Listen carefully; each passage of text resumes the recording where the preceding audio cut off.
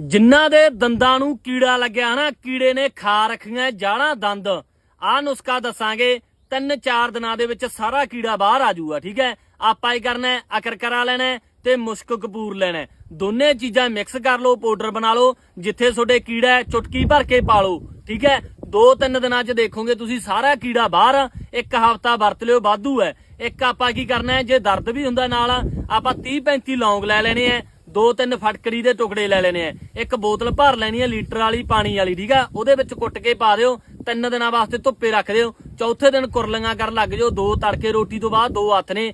ਕਦੇ ਵੀ ਜ਼ਿੰਦਗੀ ਭਰ ਤੁਹਾਡੇ ਨਾ ਤਾਂ ਦੰਦਾਂ 'ਚ ਦਰਦ ਹੋਵੇ, ਨਾ ਤੁਹਾਡੇ ਦੰਦ ਹਿੱਲਣ, ਨਾ ਕੀੜਾ ਲੱਗੇ, ਐਂ ਟਣਾ ਟਣ ਰਹਿਣਗੇ। ਬਹੁਤ ਵਧੀਆ ਚੀਜ਼ ਹੈ, ਦੇਸੀ ਚੀਜ਼ ਹੈ, ਵਰਤੋਂਗੇ ਰਿਜ਼ਲਟ ਜ਼ਰੂਰ ਮਿਲੂਗਾ। ਸਪੈਸ਼ਲ ਦੰਦਾਂ ਵਾਸਤੇ ਆ, ਦੋਨਾਂ ਵਾਸਤੇ। ਠੀਕ ਹੈ, ਕੀੜਾ ਲੱਗਦਾ ਜਾਂ ਦੰਦ ਹਿਲਦੇ ਆ, ਦਰਦ ਕਰਦੇ ਆ, ਤੱਤਾ ਠੰਡਾ ਲੱਗਦਾ, 101% ਠੀਕ ਹੈ। ਓਕੇ ਜੀ।